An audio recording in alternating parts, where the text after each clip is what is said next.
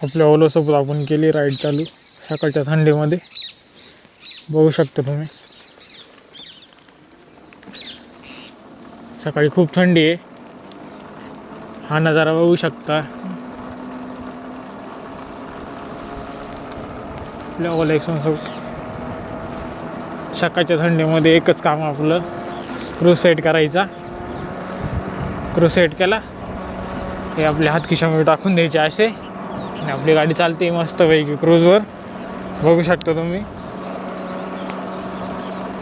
अशी गाडी आपण साधारण 5 ते 6 किलोमीटर सहज चालू शकतोय. रस्ता व्यवस्थित पाहिजे. बघू शकता तुम्ही हा व्ह्यू बघू शकता. मस्त वाटतं एकदम वातावरण.